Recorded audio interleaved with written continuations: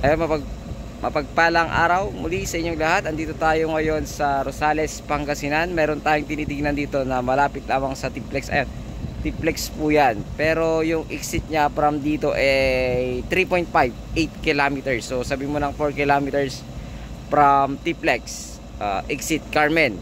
So from town proper naman ito 1.8 kilometers, sabihin mo ng 2 kilometers. So along irrigation nga lang to, irrigation. Ayan, may irrigation sa, pero may mga bahay na dito, marami ng bahay. Tara, tingnan natin pasyalan natin yung property para makita nyo po yung mga bahay. So ulitin ko, yun yung Tiplex. Ayan, yung Tiplex. Ayan. So napakalapit, 3 kilometers ito, 3.8 kilometers from sa may exit ng Carmen. So ito yung boundary, yung pader mismo. Kung makikita nyo itong pader mismo, yung boundary nya. Tapos ito ay may 32 meters frontage. So itong part na ito ay sa seller na. Ang boundary niya, yung ambuklaw na yan, hanggang doon yan. So merong irrigation din doon sa likod nitong property. So maraming saging dito sa harap along Barangay Road, pero rough road pa lang. Pero dyan sa kabila tapos na po yung cemented road niya. So dito siguro possible mga ilang taon pa or ay pwede na ulit itong ipasimento. So hanggang dyan naka-corner lot tong property natin, kasi palabas din yan ng papuntang bayan. Rough road nga lang, pero merong palabas po dyan. So pasok na pasok ang sasakyan, wala pong magiging problema. At the same time, dito yung irrigation nya, pumapasok yung tubig. Ayan. So may tubo dyan sa baba. So ito yung sinasabi ko, papuntang Tiplex, nasa 3.8 kilometers. So 4 kilometers, sabi mo na 4 kilometers. So pwede rin dyan pupunta ka papuntang bayan, 1.8 kilometers. Dito hindi ko nasukat dito, baka mas malapit siguro dito pag dito dumaan. Kaya lang syempre mas single road lang kasi ito mga ilang metro lang siguro. Sabi mo ng 150 meters na single na rough road, tapos paglabas mo double lane na kasi yan, papunta ng Tiplex at papunta ng bayan. So ito yung property natin, along irrigation siya. So may bakod na dun sa kabilang side. Ito na lang sa kabilang side dito. So alam nyo naman ang presyo dito sa Rosales, medyo mataas pag malapit sa mga SM.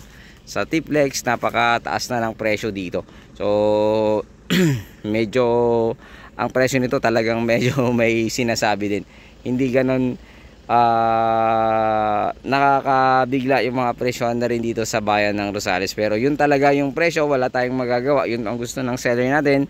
So nandito lang tayo para maghanap ng mga property na iaalok. Kaya hindi po natin i-questionin yung mga presyo ng ating mga seller. So ayun, ulitin ko, bayan ito ng Rosales, Pangasinan. Title po ito, seller name. Wala pong magiging problema.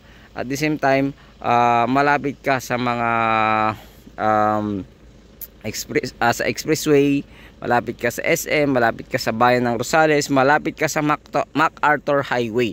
From MacArthur Highway ito, siguro nasa lang, sabihin mo ng 5 kilometers. From Tiplex naman, from SM naman to 6 kilometers from SM City of Rosales. So napakalapit lamang po nito mga sir, mga madam, sa mga gusto, sa ayaw ng traffic. Paglabas mo ng Tiplex nito, wala kang ka-traffic papunta rito. Paglabas mo pagpunta ka ng SM, doon ka na lang siguro matatraffic sa harap ng SM nito mga sir, mga madam. Kaya napakaganda po. From town proper naman, doon ka na rin matatraffic sa mismong town proper. Wala pong traffic po na pagpunta mo ng town proper, tsaka pagpunta mo ng SM, pagpunta mo ng Manila, wala ka pong traffic na madadaanan, kundi paglabas mo kasi Tiplex na, punta ka na ng Manila. So ayun, napakaganda po ng property na ito. Nga lang, yung presyo nga lang nito ay 1.5 per square meter. Ulitin ko, 1.5 per square meter po. Huwag po kayong atakihin sa puso. Baka atakihin po kayo. Ganito kasi ang presyohan dito sa bayan ng Rosales, Pangasinan. Yung iba nga nasa 3,000, 5,000 po. So ito yung pinakamalapit sa Tiplex na nakita ko naman na mura. So rice land siyang tinitingnan, pero itong mga ito kasi halos residential area na yan. Diyan sa part na dyan, residential area na din yan. So makikita nyo sa drone para po makita nyo po, ay abangan nyo po yung aking drone para makita nyo po yung nakapaligid dito sa property na ito. So ayun, muli, ito ang yung lingkod, Agent Joel. Sana magustuhan nyo po ito at pakitawagan nyo po ako agad sa aking numero na nakalagay sa aking screen at sa aking Facebook account. Nakalagay din po dyan sa aking screen. So WhatsApp and Viber, yun po ang gamit ko, yung number na yan. Muli, maraming salamat po. Ito pang yung lingkod, Agent Joel. God bless you all.